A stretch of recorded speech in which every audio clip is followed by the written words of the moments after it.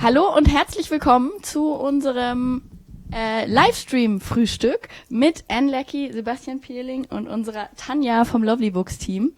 Nachdem wir ja gestern, nachdem der Abend verschoben werden musste, sitzen wir heute bei einer großen Tasse Kaffee zusammen und sprechen über Science Fiction. Ihr habt euch hoffentlich auch einen Kaffee, einen Tee gemacht. Genießt euer erstes oder zweites Frühstück und stellt fleißig Fragen. Wie immer könnt ihr unter #LBLive eure Fragen stellen. Wir haben hier das iPad am Start und checken dann alle Fragen, die noch live reinlaufen. Wir haben eure Fragen aber natürlich auch schon aus den letzten Tagen und vor allem von gestern uns zu Gemüte geführt und werden die jetzt hier der Ann auf jeden Fall stellen. Wir machen den Stream bzw. das Gespräch auf Englisch, aber ich glaube nicht, dass das für euch Science-Fiction-Fans da draußen ein Problem gehen wird. Also genießt die nächste Stunde, die nächste Zeit mit unserem Livestream und ich übergebe an Sebastian, der gleich ein paar Worte zu Ann und zu sich selber sagen wird. Yeah, hello from here. I'm Sebastian Pirling from Heyne, the publisher of the German edition of your wonderful novels. Ancillary Justice is the first volume, which came out some years ago as Die Maschinen auf Deutsch.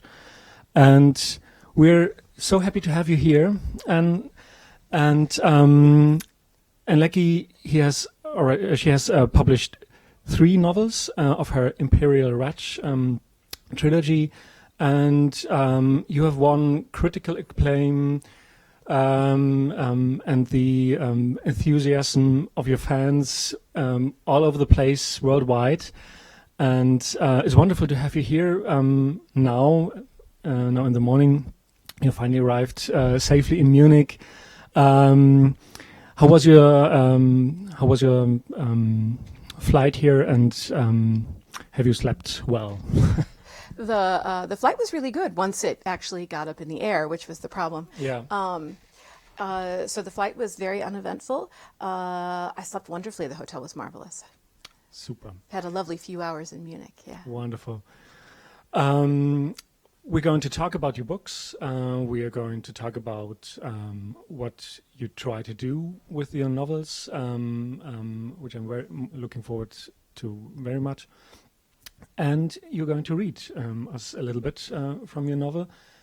And just to introduce a little bit of your story and the world that you develop, these 3 novels play in a vast universe far, far in the future with a kind of interstellar Imperium. And there we have huge ships with artificial intelligences.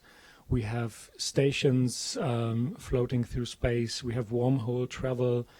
And in this universe that you span, there we meet a person called Bragg, who's on a mission, and she's on a mission and searching for justice and vengeance. And we're going to hear about her soon in your reading. And well, let's just hear some few words from your novels, shall we? Okay. Alrighty. This is the beginning of the first novel. The body lay naked and face down, a deathly gray, spatters of blood staining the snow around it. It was minus 15 degrees Celsius, and a storm had passed just hours before. The snow stretched smooth in the wan sunrise, only a few tracks leading into a nearby ice block building, a tavern, or what passed for a tavern in this town. There was something itchingly familiar about that outthrown arm, the line from shoulder down to hip. But it was hardly possible I knew this person. I didn't know anyone here. This was the icy back end of a cold and isolated planet, as far from Radchaai ideas of civilization as it was possible to be. I was only here, on this planet, in this town, because I had urgent business of my own. Bodies in the street were none of my concern. Sometimes I don't know why I do the things I do. Even after all this time, it's still a new thing for me not to know, not to have orders to follow from one moment to the next. So I can't explain to you why I stopped and with one foot lifted the naked shoulder so I could see the person's face. Frozen, bruised, and bloody as she was, I knew her. Her name was Seyvarden van Dye, and a long time ago she had been one of my officers, a young lieutenant, eventually promoted to her own command, another ship. I had thought her 1,000 years dead, but she was undeniably here. I crouched down and felt for a pulse, for the faintest stir of breath. Still alive. Seyvarden van Dye was no concern of mine anymore, wasn't my responsibility, and she had never been one of my favorite officers. I had obeyed her orders, of course, and she had never abused any ancillaries, never harmed any of my segments, as the occasional officer did. I had no reason to think badly of her. On the contrary, her manners were those of an educated, well-bred person of good family. Not toward me, of course. I wasn't a person. I was a piece of equipment, a part of the ship. But I had never particularly cared for her. I rose and went into the tavern. The place was dark, the white of the ice walls long since covered over with grime, or worse. The air smelled of alcohol and vomit. A barkeeper stood behind a high bench. She was a native, short and fat, pale and wide-eyed.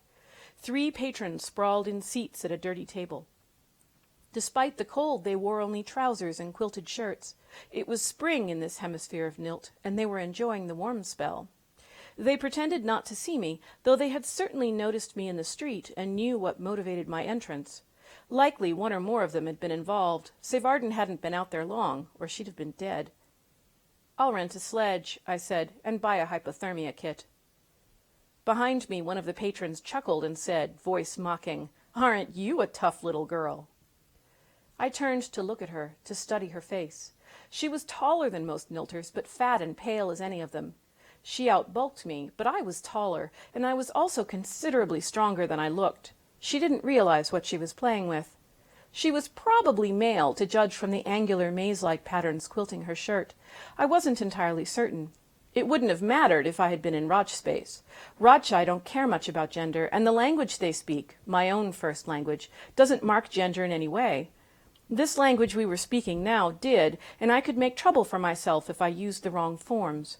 It didn't help that cues meant to distinguish gender changed from place to place, sometimes radically, and rarely made much sense to me. I decided to say nothing. After a couple of seconds, she suddenly found something interesting in the tabletop. I could have killed her right there, without much effort. I found the idea attractive, but right now Seyvarden was my first priority. I turned back to the barkeep. Slouching negligently, she said, as though there had been no interruption, "What kind of place do you think this is?"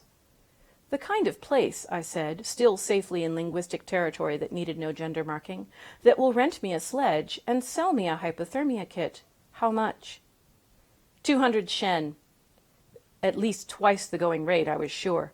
For the sledge. Out back. You'll have to get it yourself. Another 100 for the kit. Complete, I said, not used. She pulled one out from under the bench, and the seal looked undamaged. "Your buddy out there had a tab." Maybe a lie, maybe not. Either way, the number would be pure fiction. "How much?" 350. I could find a way to keep avoiding referring to the barkeep's gender, or I could guess. It was, at worst, a 50-50 chance here.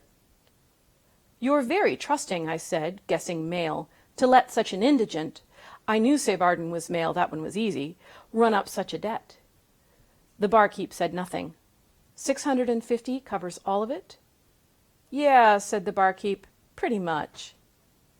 "No, all of it. We will agree now, and if anyone comes after me later demanding more or tries to rob me, they die." Silence. Then the sound behind me of someone spitting. Radchaai scum. "I'm not Radchaai," which was true. You have to be human to be Radchaai.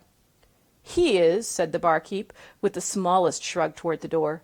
"You don't have the accent, but you stink like Radchaai." "That's the swill you serve your customers." Hoots from the patrons behind me. I reached into a pocket, pulled out a handful of chits, and tossed them on the bench. "Keep the change." I turned to leave. "Your money better be good." Your sledge had better be out back where you said, and I left. Thank you. Well, Tanya, have you ever read science fiction like that?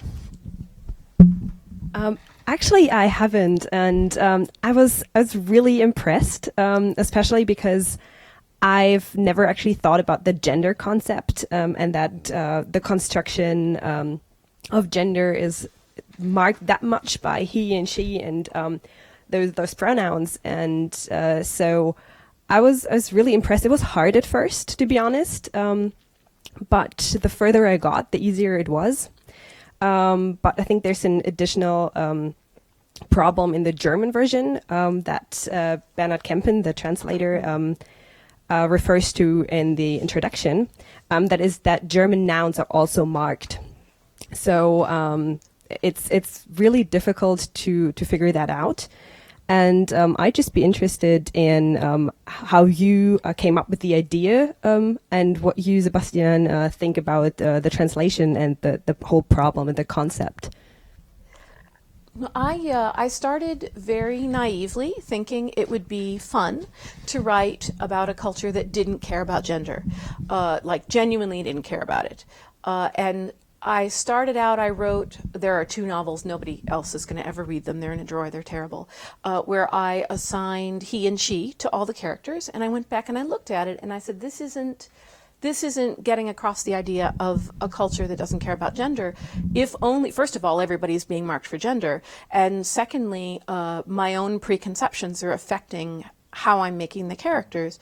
So I tried a bunch of different things and finally decided that I would use she for everyone, because unlike if I'd used he, in English, he is very much the default.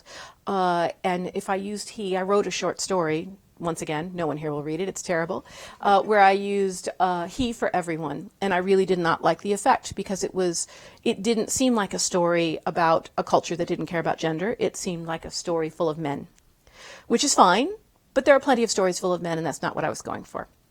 But when I used she, it communicated that there was only one pronoun, but it also made it visible that it wasn't business as usual. It wasn't just the way we would do things in English.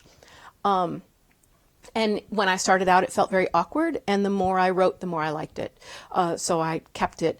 I was afraid that a lot of readers would find it difficult to read, but I felt very much as though you never know what readers are going to like or not like. So you might as well just do the thing you're going to do as well as you can, and readers will follow you or not. Readers are smart. They know what they like and what they don't, right? And so I just went ahead and did that, and I was really happy with the results. I'm really glad that other people are enjoying that too. I think you attended a writing class, the Clarion West workshop with Octavia Butler.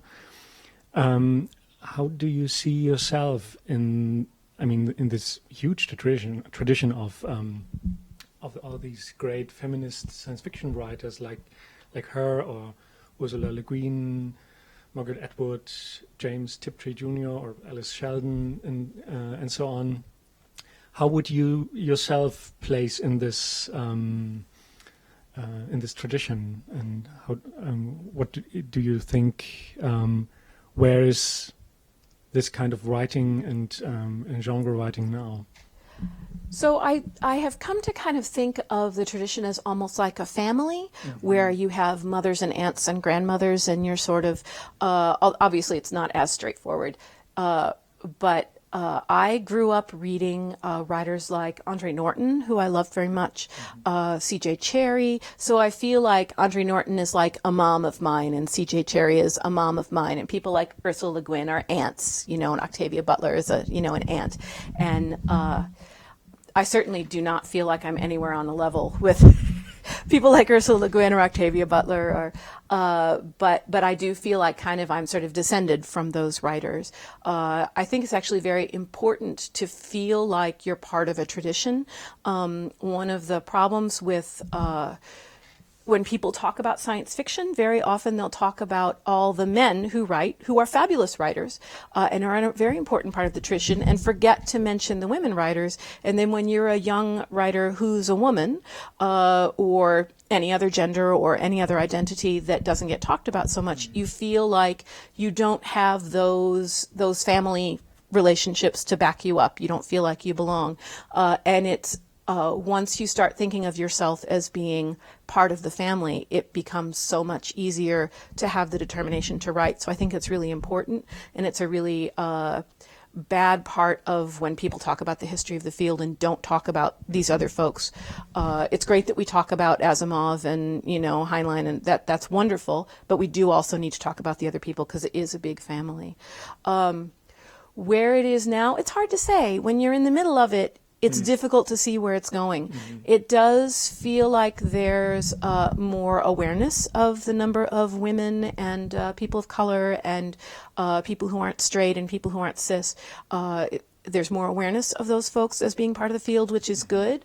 But I'm a little bit worried that I know when I was younger in the 70s, I was reading a lot of science fiction in the 70s when I was a kid, and many of those authors don't get named anymore. In the 70s, there was a big, look at all these women writing science fiction. This is revolutionary. This is so new. And then 10 years later, nobody talked about those writers. And I really hope that that's not what's going to happen, that 10 years from now, we're not going to hear about Nayla Hopkinson or Cameron Hurley or, all those folks. I really hope that's not what's going to happen. I hope that people will remain aware of writers going forward. I hope so too, because I think what fascinated me most with your novels and the art, the kind of writing you established is that you bring not only awareness but representation, exactly to this fact that there is not only a world full of men. I mean, Ursula Le Guin once wrote this wonderful essay where she starts, I'm a man, or I have been a man for most parts of my life, and then she explains how the culture in which we grow up and which sees per default, as you said, and treats via language and all kinds of signs, all kinds of persons under the veil as men, and then you have to step away from that and take another point of view just to get to see that this is not the whole reality. And so that's fascinating. And I think you can, and I enjoyed that very much, you can get used to reading only female pronouns. I mean, in Leipzig we had the decision that the University of Leipzig decided to address in their, I think it's only in the official announcement and stuff, all of their staff only with female pronouns. Oh, so they actually realized what you developed in the novels, which gave huge backlash and discussions and everything, of course. But still, they did it. And I heard one male professor say, well, you get used to it, so what's the big deal? And which is wonderful. Well, and some of us have been used to it, because in the U.S. there are similar sorts of things where they'll give a speech, or for people who go to church, they say God is he, and, God's relationship to man, and you're supposed to be a woman sitting there. So, well, that has to include me somehow, and you just get used to it. And it's kind of, in some ways it's mean to find it funny, but it's kind of funny to watch people suddenly who never had to be used to that go, well, this doesn't feel right. It's like, well, welcome to our world. Yeah. Just have a follow-up question. Was it difficult for you to write it that way? Because I figure that you're used to using he and she and gendered pronouns.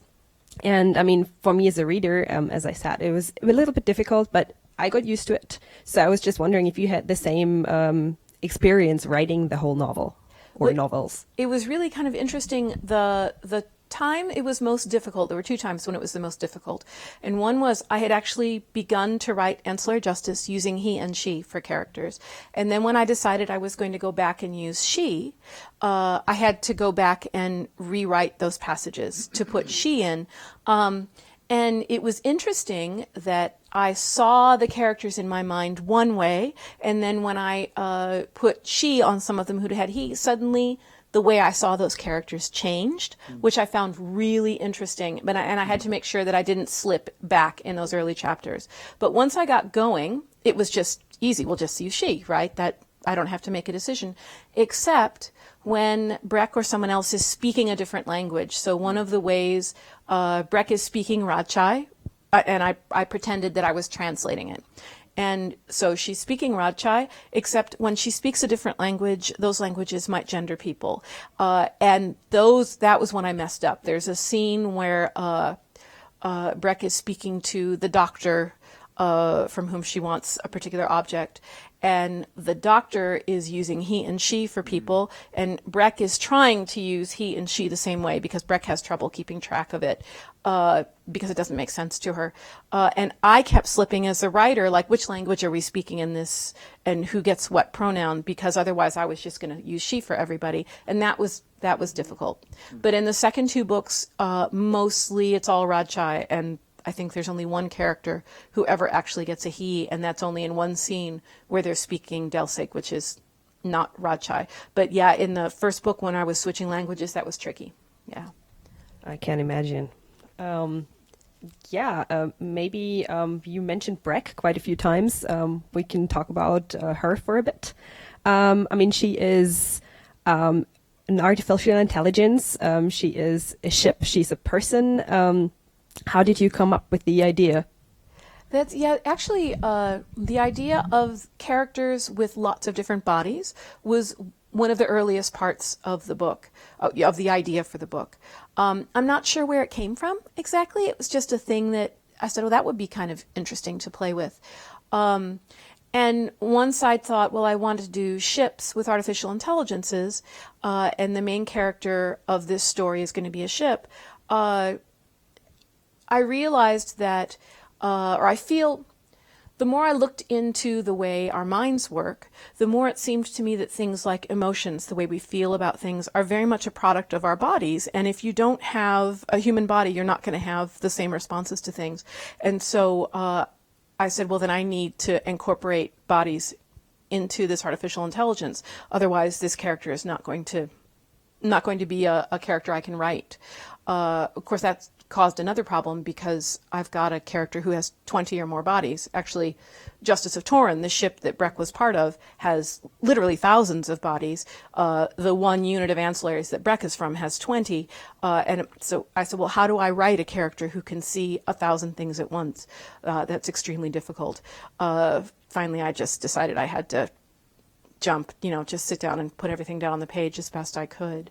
But it was such an interesting idea at first that I said, I'll go with the thing that's interesting. It's kind of cool. Yeah. Yeah. She's definitely a character I haven't encountered before. I grew up with Lieutenant Data and the Terminator or 3PO and R2D2, but she's totally different. And I find that mix really, really fascinating. But I have a question from the audience that kind of relates to the artificial intelligence. So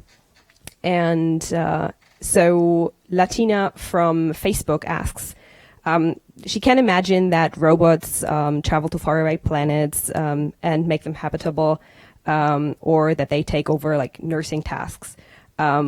But would the thought of having a robot or an artificial intelligence in your home scare you, even if they adhere to the laws of Asimov? Or are you actually quite excited about things like that?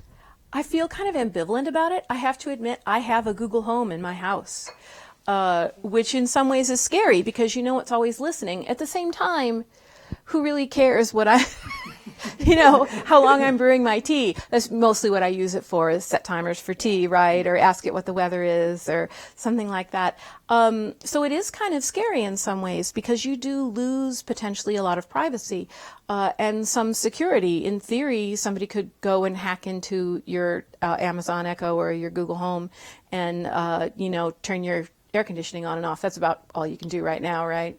But at the same time, I found while I'm traveling, I don't have my Google Home with me, and I found myself wanting to say, hey Google, what's the weather today? And I can't do that. I have to actually type it out. It's so much work, so inconvenient, Or if I want to set an alarm, at home I would go, hey, Google, set an alarm for 6 a.m. No, I have to actually take my phone out. And so it's really convenient and nice.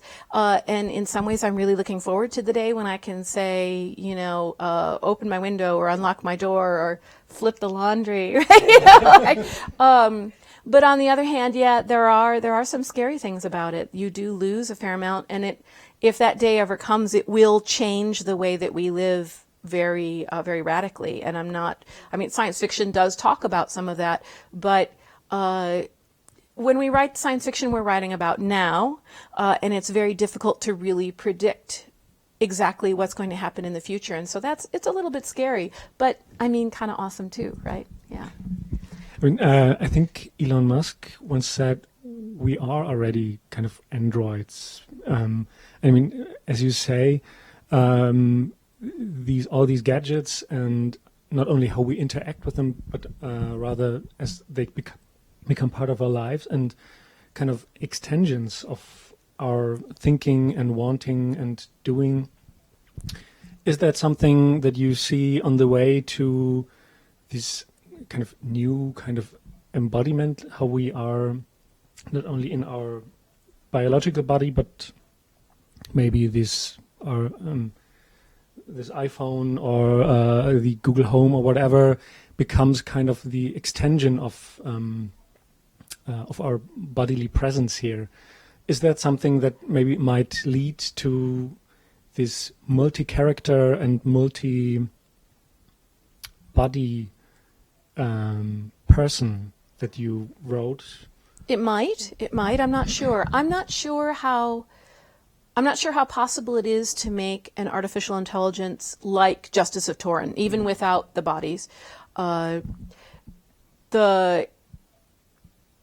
think that until we figure out a way to give artificial intelligences some kind of embodiment where you have that sort of physical feedback, something analogous to emotion, you won't have an artificial intelligence that's like a person, right? I think the thing that we're working on now, where we're just dumping a lot of data in, is not going to produce something that feels like a person to us, really. Clever algorithms. Yes, exactly. But people are clever algorithms, but I think we depend so much on those biological feedback mechanisms. A lot of things that are very simple for us are simple because of our bodies, because of our biology, because of our emotions. And until we can reproduce that in, a machine, we're not going to get. But if that's a problem we can solve, then I imagine this would actually kind of be possible. Kind of horrifically, neurologically, it's really simple to destroy somebody's sense of identity, right? And tell them that actually their body belongs to someone else. We can't necessarily do the surgery, but we can see the brain injuries that cause that kind of thing. And actually, I really hope that day never comes, that people can do this, because what's done to the person who becomes Breck is really horrible. It's really horrific. Sadly, if people ever figure out how to do it, probably, how we are. If we have a knife, we're going to cut something with it. Yeah. What I really liked about your novels weren't all the things that worked really well in your imagination, but also the things that didn't really work, that were kind of broken or not really fitting, like this one buddy that Breck is left with. She likes to sing, and maybe we're going to talk about that later. But unfortunately, this one buddy that's left for her to be in doesn't really have a good voice. So she really wants to sing, but can't really. So I really love that concept. And there are more hints of that, which makes your world that you spread before the eyes of the reader really feel far more real and tangible, because things don't really work out always. So, and I think this would be a measurement for artificial intelligence as well, how it treats the things that don't work out. Yeah, well, there are a lot of things that in science fiction everything works perfectly unless the plot needs it not to, right? But in real life, you in Star Trek, you go to the sick bay and Bones gives you a shot and it cures everything. Yeah. In real life, that's not actually how things work, right? Yeah, and that's a thing. I know I think Elon Musk is one of them. Oh, artificial intelligences will kill us all, right? They'll enslave humankind. I have a whole long rant about that, but I won't go into that. But, they'll be so much smarter than we are. Well, first of all, what does that mean, so much smarter than we are? And secondly, really, they're going to work 100% of the time the way they're supposed to? Really? Because I don't think I have anything that works 100% of the time the way it's supposed to. Yeah.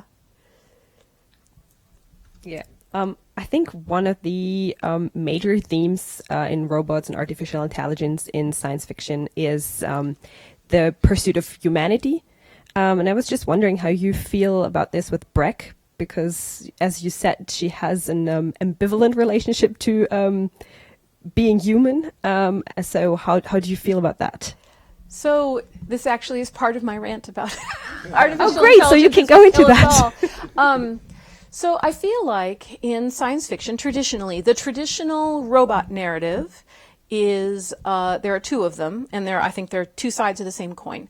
And one of them is robots will kill us all, and the other is the robot that wants to be human, the Pinocchio, I want to be a real boy, Data, for instance. And I love Data, but I really don't like the I want to be a real boy thing about Data. I feel like one of the earliest robot narratives, certainly the first place where the word robot was used, was Karl Čapek's RUR. And that story was not a story about robots. I mean, as science fiction, it's a story about artificially made people who are made to be slaves. It's a story about a slave rebellion.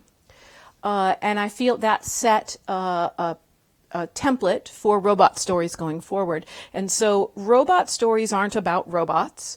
Robot stories are about the groups of people who we enslave or oppress, and how they are very dangerous if there are more of them than us. They are physically stronger than us. And if we give them an inch, they will kill us all and treat us the way that we have treated them. And so when I see that story, I see a story about, for instance, Black people in the U.S. It's a story about, an uprising of Black people, an uprising of women, an uprising of serfs or peasants, then you have that story in your head, and then you go and react with real people, right? And so you meet someone who fits into that story, and you respond to them as though if you treat them decently, they're going to up and kill you. And in the U.S., certainly, that has literally fatal results for reactions with folks. When you treat someone like they're going to kill you, then you respond to them, even if they do nothing, and you respond to them as though they're a threat, right? I think narrative is very powerful, and it gives you a template for how to treat other people, and I think that narrative is really poisonous. On the other hand, I love robots, right? So I think the Elon Musk artificial intelligences will kill us all is continuing a really toxic narrative that we're using to relate to other human beings in ways that kill human beings. That's very interesting. Definitely, I have to think about that a little more, I think, but very good point. Well, so I started ranting and I got off track. That's part of why I very deliberately made Breck not want to be human. She is who she is. She doesn't yearn for some better, because the flip side of they'll kill us all is, but they're safe if they recognize that we're better than they are and they're trying to be like us. They won't try to kill us. They'll spend all this time trying to be like us and recognize our superiority. No, not really. So Breck is who she is, and she doesn't want to be anybody else. She wants to be herself. And so I did that very much on purpose. Okay, thank you. Maybe it's time for another question from the audience. Just one from Sarah from Twitter. What is your favorite science fiction novel? I know this is really hard. Or maybe another one. Is there any science fiction novel you can recommend to beginners? That's hard too. It's hard to say. In terms of favorite science fiction novels, actually a year or two ago, Publishers Weekly asked me to do a list of the 10 best science fiction novels. And I was like, seriously?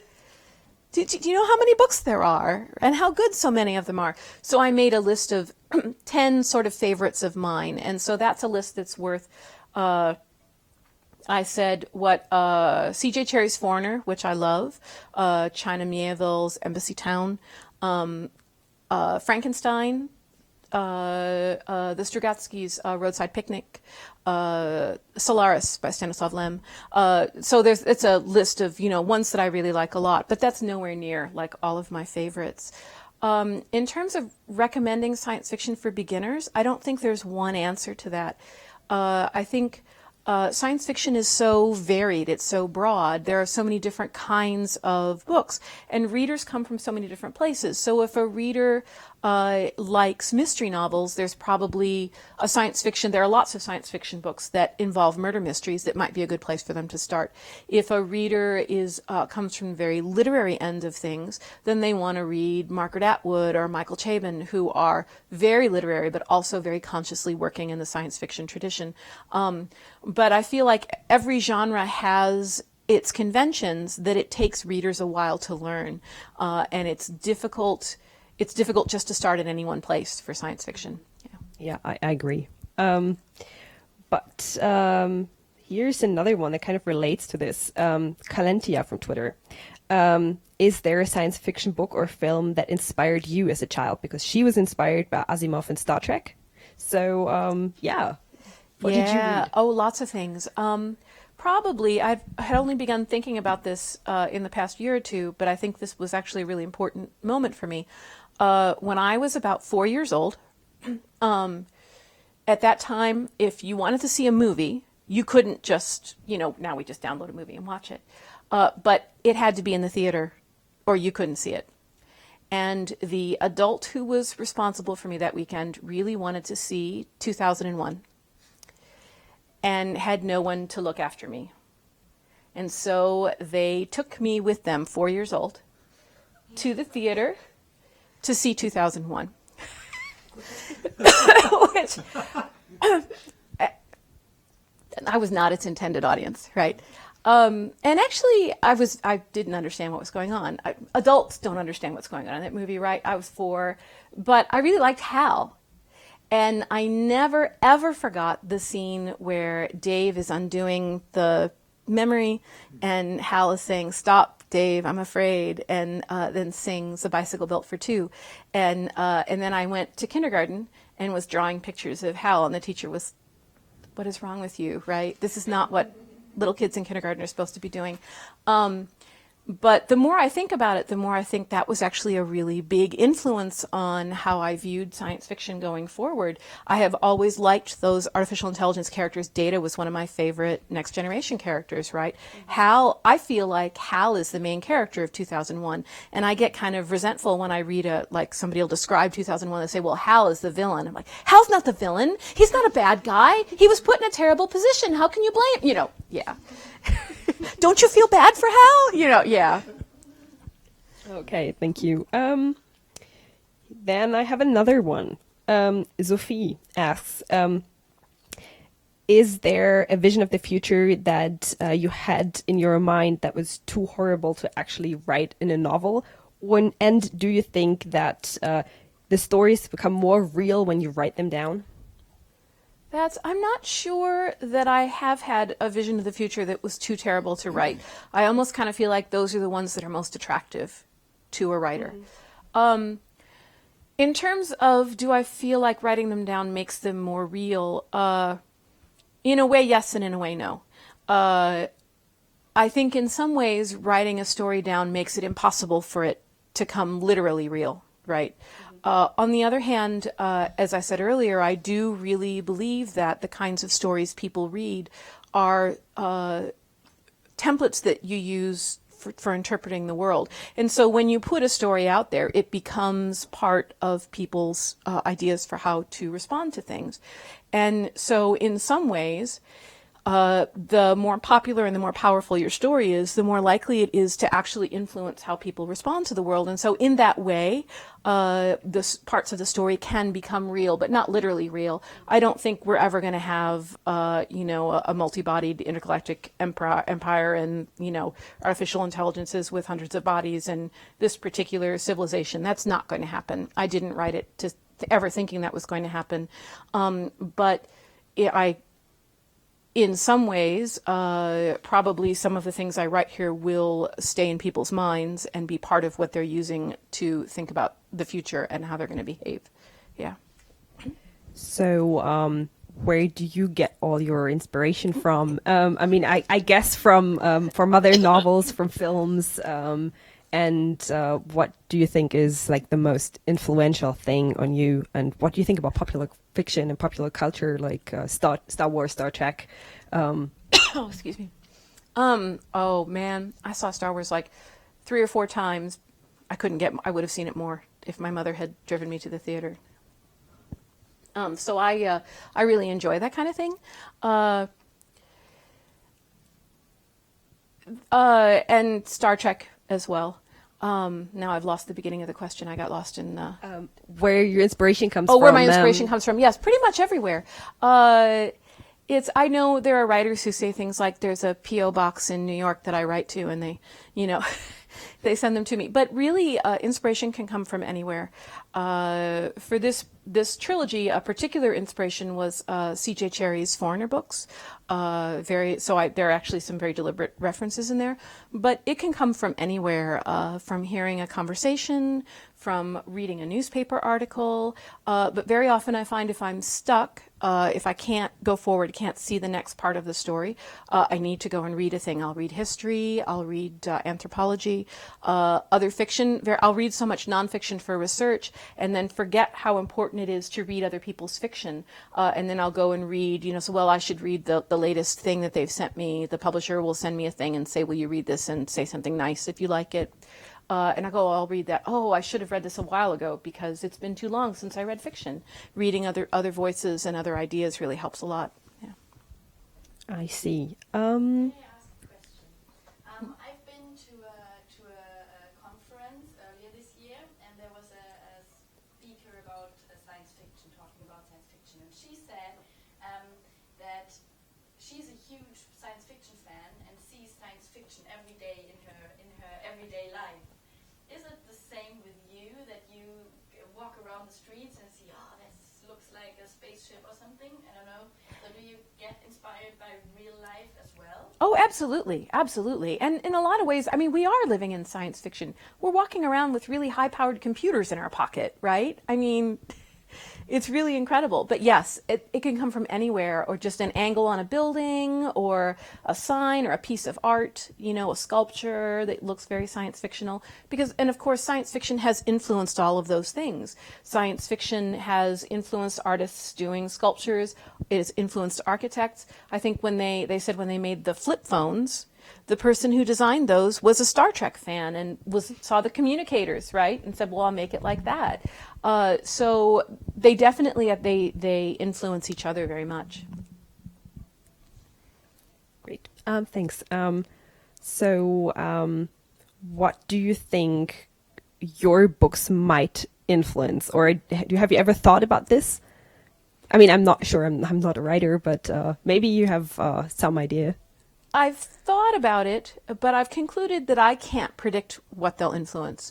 One of the really interesting things that I've noticed, I'd noticed it before, but I notice it very much now with my own work, is how differently people respond to what I've written. There are some people who read and they'll comment and I'll go, oh, you really understood what I'm doing. And then somebody will talk about the book and I'll be like, did you even read my book? Or was it a different book with the same name, right? Yeah. Because that doesn't even sound like what I was doing. So there's really no way to predict how most people will take it. At the same time, since I do think it's important, I do try to think very carefully about what I am putting into the book, what assumptions I am making about how people relate, about the nature of the universe and the nature of people, because even though I can't predict what the reaction is, I can predict what I put in it. So I try to think very carefully, like, stories always have political assumptions behind them. They always have those kind of assumptions about how things should be. And so I try and think, well, what is this story saying? And is that something I really want to say? Right. And so I would never tell a writer what they ought to write, but I do think that writers should be aware of what it is they're saying, because it is important, and be sure that it's something that they do want to say. Yeah, because it does not always have to be like a material thing that you inspire, but thoughts and ideas that might influence a whole lot of people, even though they're not consciously thinking about it. Exactly. Well, like the idea of thinking of robots as oppressed peoples who are going to rise up.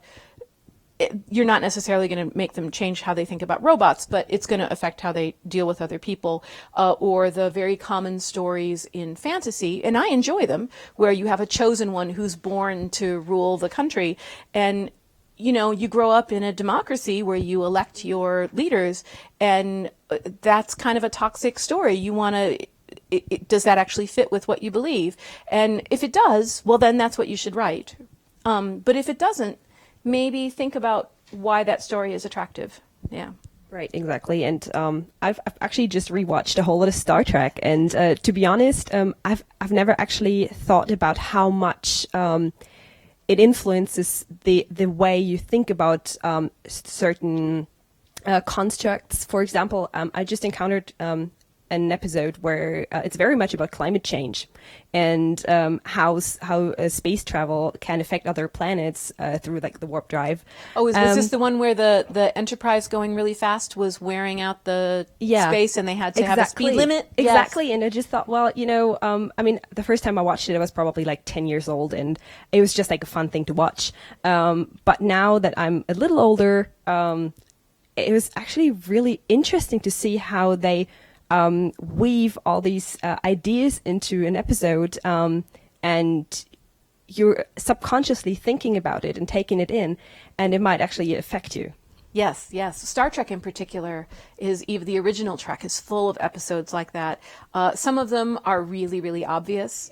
Even when I was knee-high and watching the original Trek episode with the person who was white on the right side and black on the left side, as opposed to the guy who was white on the left side, and they were having and that was really obvious what they were talking about. But yes, Star Trek is a really good example of the writers are very much aware that what they're writing is about today. It's about the time that they're writing, and is in fact very political. Yeah, definitely. Maybe since we've already talked a lot, would you like to read a little bit from Sure. Ancillary Sword? And then we might be able to take another few questions from the audience. Okay. Find my little thing here. Okay, this is from the middle of Ancillary Sword. Citizen Fossif's house was the largest of 3 buildings, a long, balconied, 2-storied structure of polished stone, flecks of black and gray, and here and there patches of blue and green that gleamed as the light changed. It sat beside a wide, clear lake with stony shores and a weathered wooden dock with a small, graceful boat moored alongside, white sails furled. Mountains loomed around, and moss and trees edged the lakeshore. The actual tea plantation, I'd seen it as we flew in, wavering strips of velvet-looking green running across the hillsides and around outcrops of black stone, was hidden behind a ridge. The air was 20.8 degrees Celsius, the breeze light and pleasant and smelling of leaves and cold water. "Here we are, fleet captain," Citizen Fossef called as she climbed out of her flyer. "Peace and quiet. Under other circumstances, I'd suggest fishing in the lake.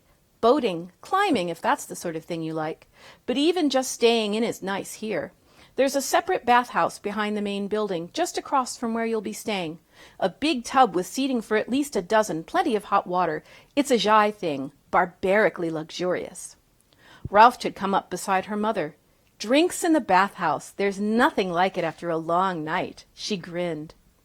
"Ralph can manage to find long nights even here," observed Fossif pleasantly, as Captain Hetness and her Sword of Adagaris ancillary approached. "Ah, to be young again. But come, I'll show you where you'll be staying."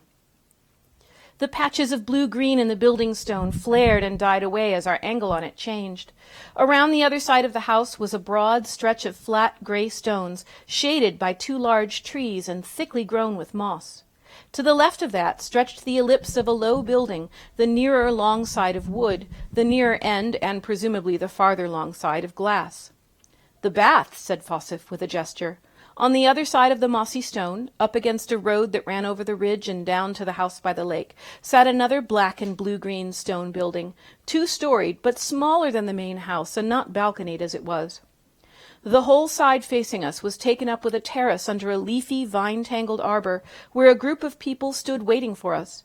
Most of them wore shirts and trousers, or skirts that looked as though they'd been painstakingly constructed from cut-apart trousers, the fabric faded and worn, once bright greens and blues and reds. None of them wore gloves. Accompanying them was a person dressed in the expected and conventional jacket, trousers and gloves, and scattering of jewelry.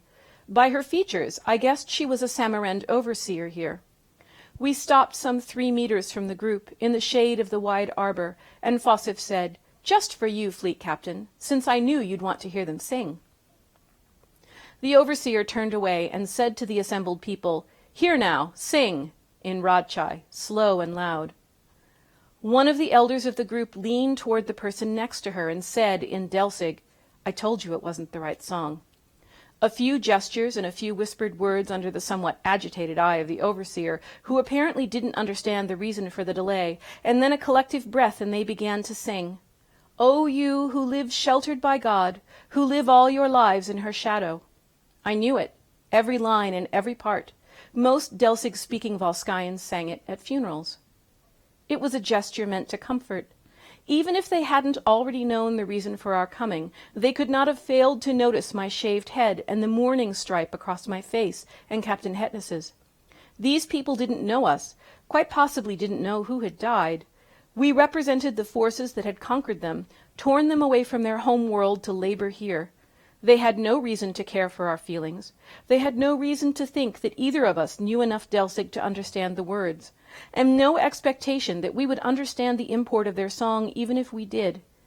Such things are fraught with symbolic and historic significance, carry great emotional weight, but only for someone aware of that significance to begin with. I replied, also in Radchaai, because I wasn't sure I wanted anyone to realize how much Delsig I spoke just yet. "We are greatly moved, and we thank you for your song and your prayers." The overseer's Fossif recovered from her immediate surprise. "Of course, Fleet Captain." She gestured toward the overseer, who still, clearly aghast at my request, herded the field workers away.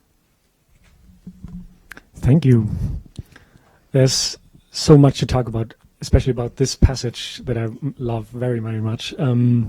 We talked about all these notions of several groups in the society and oppression and stuff.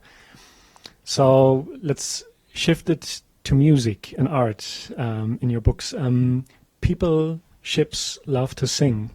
And I read you studied music, actually. Mm-hmm. So what do you think? Should our self-driving cars start to sing rather soon? Or what do you think? I don't know. That's a really good question. I'm not sure what's likely. I do think that if we do ever make artificial intelligences, they're going to have their own kind of art. They're going to have a lot of the way our minds work is pattern matching, and I think a lot of art is putting together patterns. We respond so well to patterns. It's part of, we'll make patterns where they don't even exist, right? Humans will. And I think if we have artificial intelligences that work at all like we do, they'll be similar. And so they'll have their own art. Whether or not it will be art that will mean anything to us is a whole other question. I don't know. And also, if it's art with a capital A, especially since there's so much singing in your novels, and you encounter people who just sing and not in a concert kind of setting. So does it mean something to you? Did you put it deliberately, obviously, and what was the thinking behind that? And do you sing personally as well, as often as your characters in your novels? Not quite as often as Breck does. Breck sings almost all the time, which you don't realize till almost the end of the first book, that she's constantly singing. But yeah, I feel like music is such an important kind of art, and almost everyone is able to make some kind of music, and singing is a very personal kind of music that so very many people can do. But also it's one a lot of people seem afraid to do.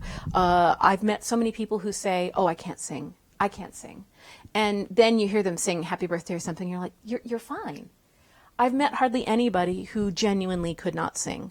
And I've felt that that's kind of a shame, because I find singing very satisfying.